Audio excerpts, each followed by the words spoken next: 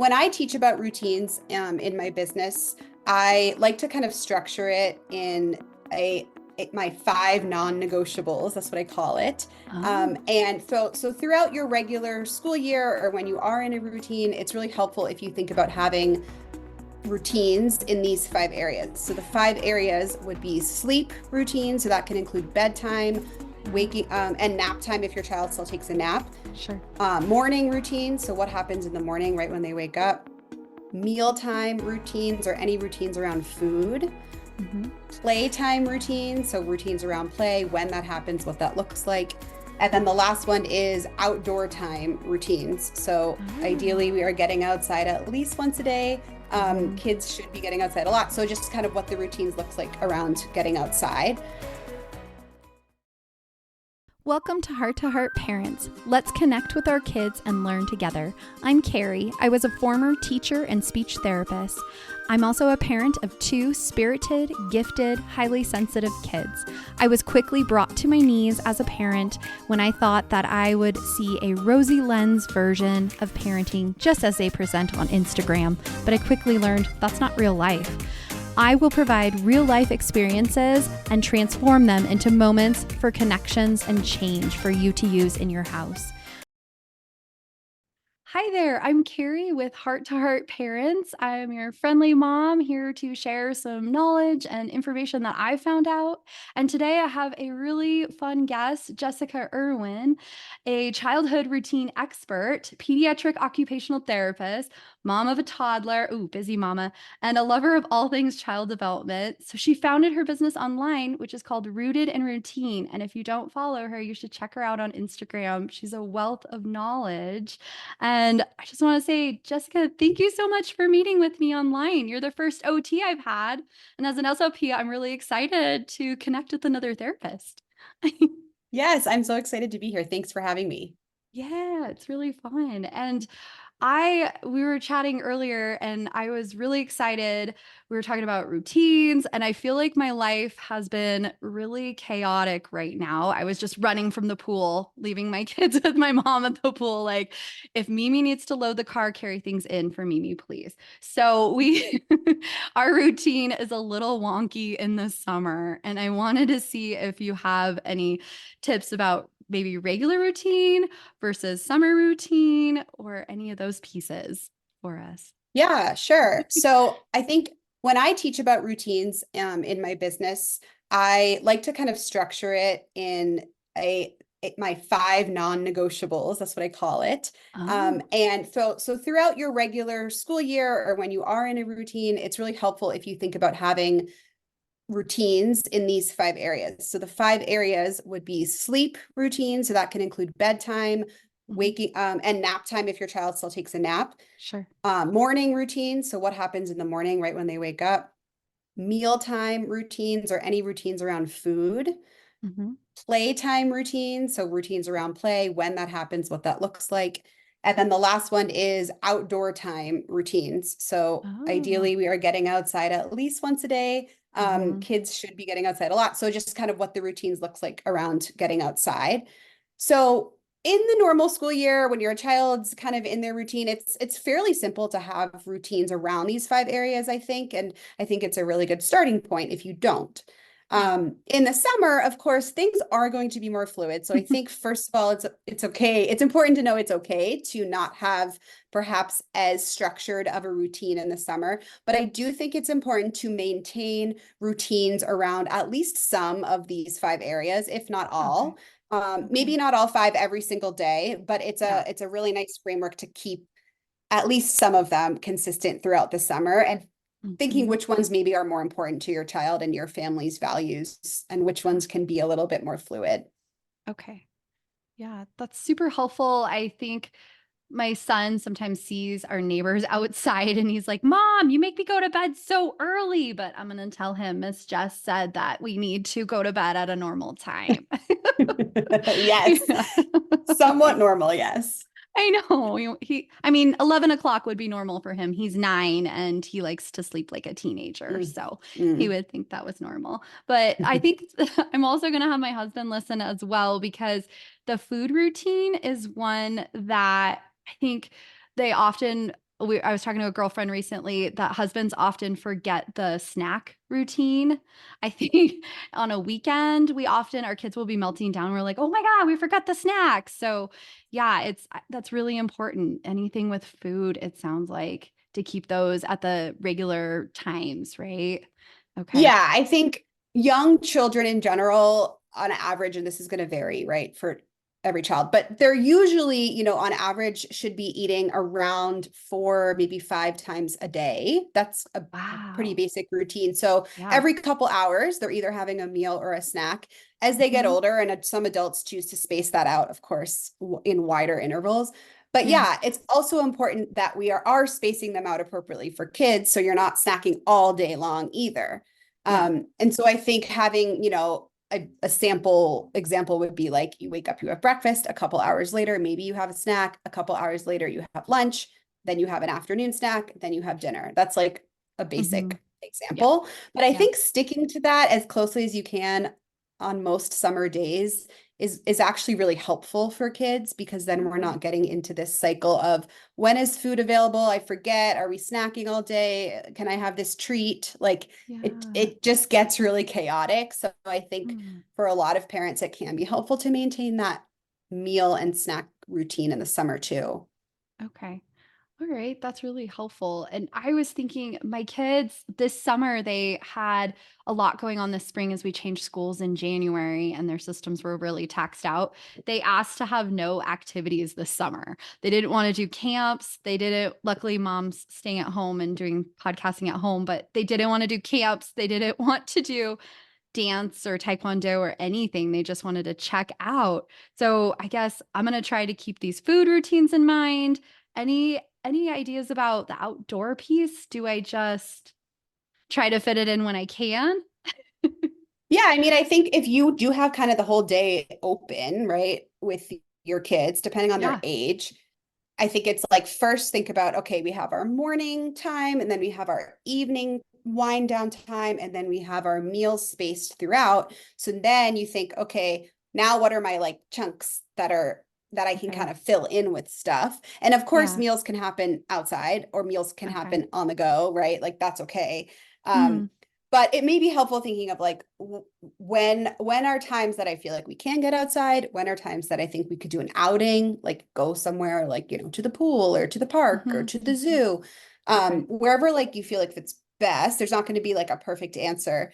I like, we're both in Colorado. It does tend to get really Yeah. hot later in the day. So depending on the weather too, sometimes people really Yeah. like to get outside in the morning. It also is Mhm. great to have like sunlight in the morning and expose your body to light, can help Yeah. your mood. So that could be a great time to maybe have like outdoor play if you have a yard you can go to, and then Mhm. maybe your outing is like later. Okay. So there's different ways to do it. Yeah, that's great. That's great info. I like that. I'm gonna keep shooting for having my outdoor time in the morning because in Colorado, you never know when those thunder Right. bumpers are coming in. It's like avert, head Totally. to the library. All right. And then you get no outdoor if you were planning on the afternoon. So Right. okay. That's great. I like that. Thank you so much. And then as we kind of wind down and the school year comes back, which always jumps at me. I think we only have like 10 weeks in Colorado. It's really crazy here. By the time we go on our vacation, plan July, it's like, oh, time to buy school clothes. Do you have any tips as we start to get back into the school year? As you can tell, I'm already starting to plan. Yeah, no, and I think a lot of parents are. I think that's a very common feeling that it like sneaks up on you. Yeah. So I think the biggest one that parents will ask about is usually timing of sleep, because Okay. Yeah. oftentimes, not for everyone, but a lot of times our kids are staying up maybe a little later in the summer, which is totally normal and Mhm. okay because the sun is up later and that's kind of natural. But as school year comes, a lot of times they're going to have to be waking up earlier. And so we want to think Mhm. about then trying, if possible, to shift bedtime a little earlier, at least in small increments, as we get closer to school starting, maybe a week before, 2 weeks if you can, but a lot of people can't, and that's okay. So Yeah. I think for school age kids, we can talk to them openly about what is going to change and what their Mhm. new routines are going to look like and why. Mm. giving them the reasoning behind it and how your job is to make sure they're rested and they're ready for school. Yeah. And then really just solidifying like a consistent bedtime routine, maybe the week or so before school starts, so that that is Mm. consistent when the first day of school comes. I think that can be Okay. really helpful if you're not already doing it. Yeah, I love that. And I was actually talking to my husband yesterday. We were trying to figure out my daughter's going back and forth between gymnastics and hip hop. She's 6 and she loves movement.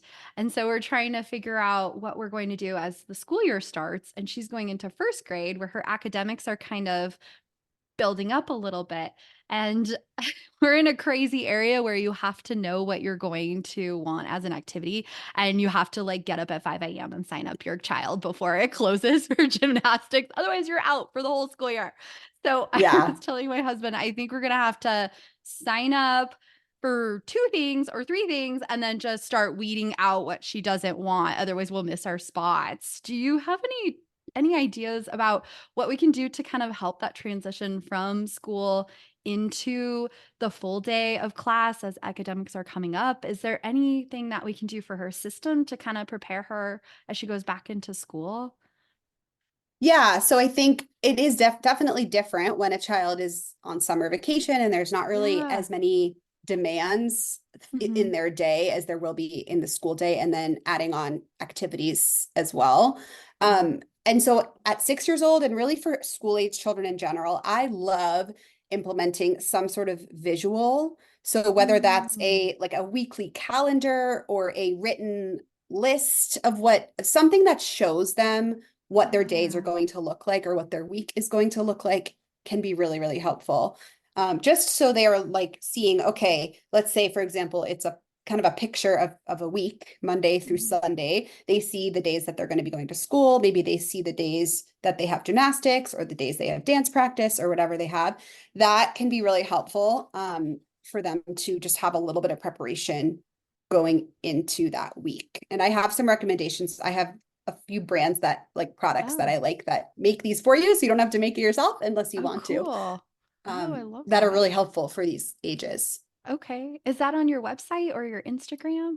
Yeah, we can link it here. One of them is Okay, called great. Mighty and Bright. I use one with my 3-year-old. He's still a little bit Mm. young, of course, to be doing like lots of different activities, but even Yeah. just seeing this year, we it's magnetic, so you can change the magnets out Oh, depending with pictures, depending on where he's going. So he saw like what days he was going to preschool, cute. what days he's staying home with mom, um, and what days maybe he was seeing his grandparents, and even just that basic level of what's going on each day can be Mhm. really helpful for honestly kids of any age. Yeah. Yeah, even the bigger kids. I know my son too. Mhm. He's like, "What day?" And he really gets set in his days. So I have to warn him before if we have something coming up. Right. But I love that. I love that you know a company that makes them because I only had time to make a visual schedule out of my own creation during the pandemic. Since then, I have not been so good at it. But yeah, I love that idea of the weekly calendar. Do you actually, it just came into mind, we're leaving for Hawaii in a couple of weeks, and my husband and I are trying to think of all the things to take on the airplane for the longer flight that we haven't done. And the change of the routine, going to new places and such. We've thought about doing maybe a schedule. My husband's been typing it up like, here's pictures of the beach that we're going to go to. Here's a picture Mhm. of an activity we're going to go to. Is that the kind of thing we should be thinking about?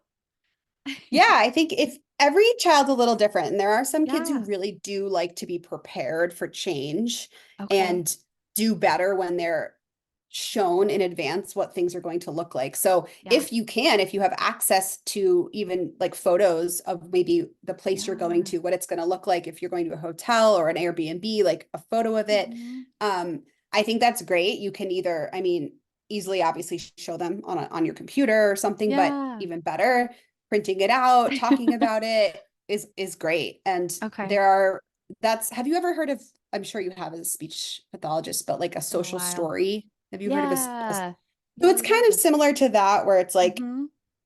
a child is shown what they're going to be doing and then it's kind Yeah. of written in a story format. Mhm. That can be really helpful. Yes. You can literally make your own as a parent, Yeah. just like typing that up too. Yeah, I made that for my son when he was 2. He's now 9, and we were traveling on a flight, and we were going to several hotels and several locations, and he would just look. I had, like, little plastic sheet protectors in a binder, and he would Yeah. just look through it and be like, "Now we're going," he would say, like, "Traverse City," and he'd just repeat Traverse City. It was really, really helpful for him because he's the type. We were going to surprise him with Legoland, but he said, we asked him straight out, we're gonna take you on a surprise trip. We kind of had this feeling like, do you want us to tell you where we're going? And he's like, yeah, I need to know. I need to know ahead of time. You can't surprise me. So we had to lay it out like, we're going to California. We're going to go on a plane. It's coming up this Friday. And he's like, okay, that's all. That's enough for me to feel safe. Hmm. So yeah, I did that Yeah, with that's kids. interesting you say that because one of my like mottos that I like to share, and of course, take this with a grain of salt because not every Mhm. child is the same, but one of Sure. my mottos is kids don't like surprises. Like they Yeah. really don't. Some may, but a lot of times they feel safe and they feel secure in their nervous system and in their body Mm, when they know what's coming. It's yeah. just kind of like a safety mechanism. We all have adults that are able to be a little more resilient towards that, Hmm. depending on your Sure. personality. Some aren't. So, yeah, it's a lot of kids don't want to be surprised, and it can be really overwhelming, Mhm. especially kids who maybe have developmental delay or diagnoses of some sort Mhm. too. They Sure. especially may prefer to know what's coming. So that's really interesting, even Yes. at 2, that he knew that. Yeah. Oh, this was recently that he knew when we went to Legoland. Oh, That oh, it oh. was when he was 8 and Oh, you we made were the able to converse. But yes, even at 2, we kind of knew that this was the procedure for this kiddo. But yeah, and I wish you would have communicated with me a year ago because I tried to do a surprise birthday for my daughter when she turned 5, and that did not go well. She was really, really shy yeah. and crying. So that I don't was like surprises. My parents to this day, they tell me I'm oh. 36 years old and they're like, "We would never throw you a surprise party." Wow, that's cute. Yeah, it's true. Certain ones, yeah, certain people. So, yeah, so my kids, I'm starting to learn. I always thought that they were more sensory averse because they didn't like the surprises. They wanted to know the trip, how it's planned out in these pieces. But then I started working with an OT here locally where I live, and she had mentioned how they're more sensory seeking and wanting to be spun in the swing around in circles constantly or jumping up and down. And do you have any tips for us parents of these active and sensory loving kiddos? Yes. So that's interesting you say that too, because I think that's actually very common. We see children who crave certain types of sensory input, so to their Mm, actual body. yeah. They also oftentimes don't like change in their environment or like new experiences. And it's all kind of relates to nervous system regulation and how they're trying to stay regulated. So that's really interesting you mentioned that. Mm, Um, but in terms of kids who crave sensory input, so that they may be labeled as sensory seekers, mhm. first, I think it's important for parents to know that that's kind of the blanket term we would use in the OT Oh. world, but every sense in your body can be different. So you have to then Mhm. dive deeper and think, okay, but Yeah. what sensation is he or she actually seeking? Is it Yes. movement? Is it specific movement in a certain way? Oftentimes we see Mhm. rotary movement is they're seeking like that spinning or going in a Yeah. circle. It could also be linear, like swinging back and forth. That's Mhm. another one. So that would be Yep. movement. Some kids then seek touch. So they're constantly touching things or really wanting to get their hands on things. Mhm. Um, and then another one, this is like kind of an OT term that not everybody is familiar with, but proprioception is another sensation in our body. And a lot of times kids crave that. And that's that deep pressure feeling into their muscles and Mhm. joints. So those are Yeah. kids who crave like being thrown onto the ground or like throwing their body onto the floor, or they Mhm. really like to be squeezed tight.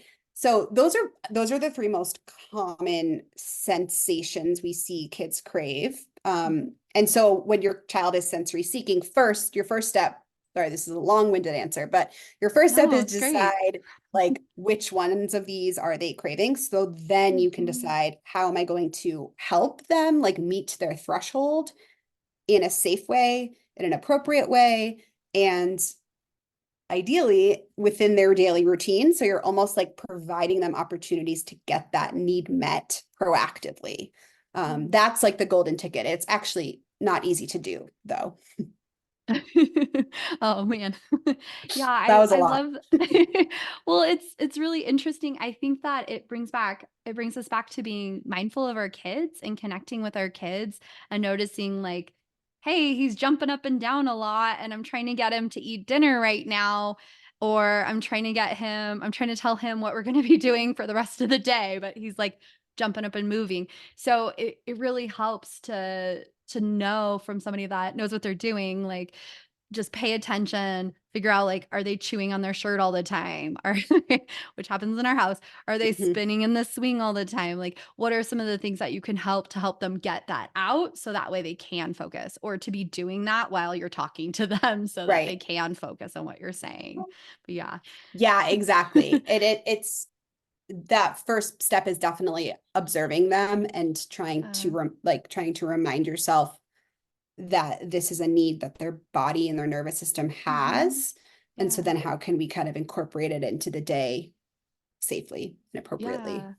I feel like it also like opened a door of a superhuman power for myself where my daughter used to always get nervous going into the doctor's office and I realized like she had the proprioception where she wanted the tight hugs and such. So when she'd be sitting in my lap at the doctor and she's nervous, I could be giving her bear hugs and Hmm. things like that. It just opened a level of calmness for her, which I love it Yeah. myself. Hugs are the best. So I get it. Yeah. So as we're talking about some of these sensory seeking, do you have any tips for the mealtime area? I feel like my kids are definitely movers and shakers, so or Yeah. anything. So it's like getting them to sit and eat Yeah. or sit for a meal. Yeah. It can be really difficult. Mhm. So first of all, I think this is super common. So if you Mm. or any of your listeners are dealing with Yeah. this, know that you're not alone. And I think it can be so frustrating as a parent because a lot of times adults, that's when we sit, we relax, we want to converse. And it's like Yeah. our children are clearly not able to do that with us.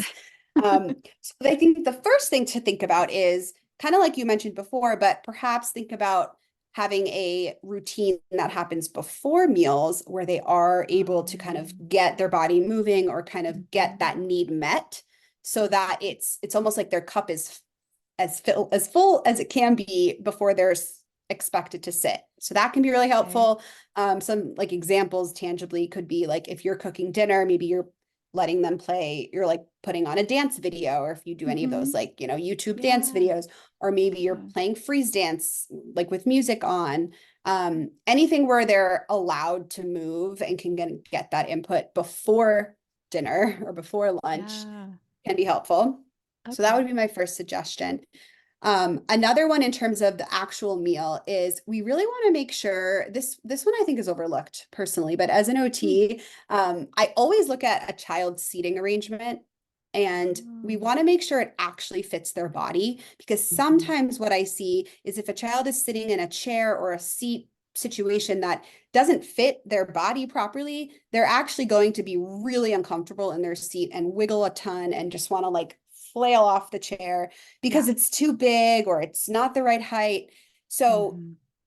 that we think that they're just being wiggly and they're not following our directions, but really they're not sitting in an appropriate seat. Yeah. So I'm a big believer in even older kids, Yeah. making sure that they have a footrest on their seat. If possible, they're Yeah. not sitting in a huge dining chair that's way too big for their body. Yeah. So that's another one to check. And Okay. then the last one, if you want to think about, okay, I'm doing all this, but like it's still really hard for them.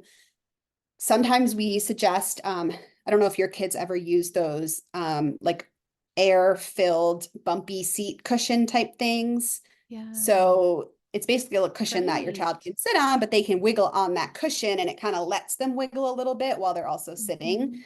Mhm. Okay. And another one is if your child's feet are kind of like constantly dangling or flailing all over the place. um and we do this in schools sometimes too, is we'll Mhm. tie a therapy band around the legs of the chair so they actually have something to kick a little bit with their feet So that can, again, let their feet bounce and wiggle a little bit while they're sitting, and actually can be really regulating for some kids. Okay.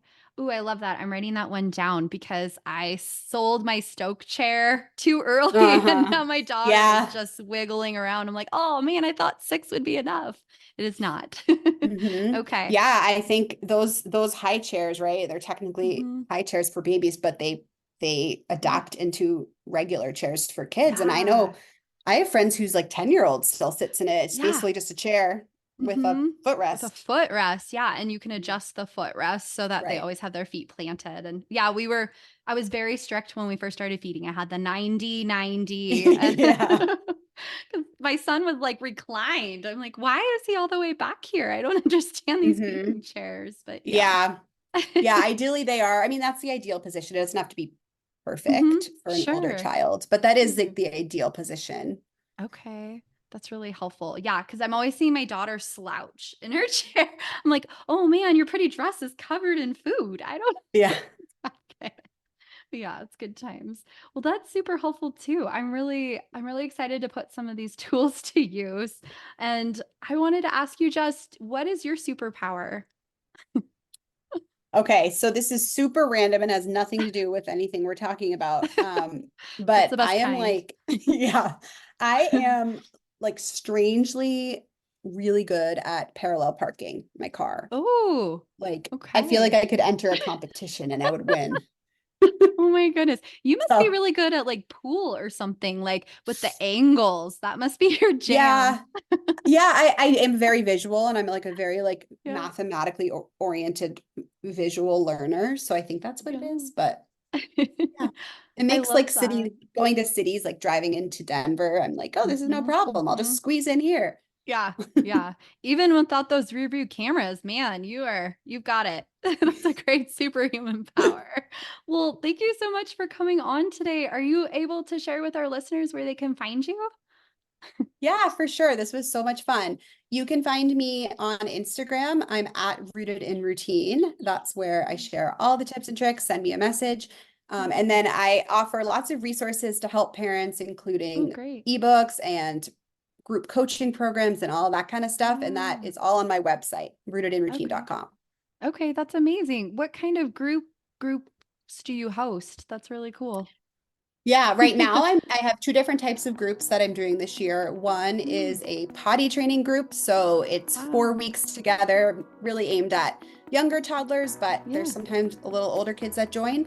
And then the other one is a picky eating group. So this would be for Okay. parents who really want to rein in their child's pickiness at meals. Yeah. The next one for that will be this September, so coming up Okay. kind of soon. Okay, I know. And these are online too, so people can join from other states and stuff. Yes, Okay, yes, everything is great. virtual, and everything's recorded. Nothing is like live, so people join Mhm. from all over the world. It's pretty cool. Awesome. Okay, I have some people in mind I will share that with, and we'll put the links in the show notes. Thank you so much, Jess, for joining us today. You're a wealth of knowledge. Great, thank you so much. Thanks so much for following along with us on our Heart to Heart Parents podcast journey. I'm Carrie, and I am here to ask you for a quick favor. If you've enjoyed today's episode, would you be sure to review us, rate us, and give us a follow on any platform that you're using to listen to this podcast. Also, we love when you share it with a friend. That's super helpful. One other thing we would love is if you would love to contact and reach out with us. We now have an email. It's info@hearttoheartlife.com. Have a great week.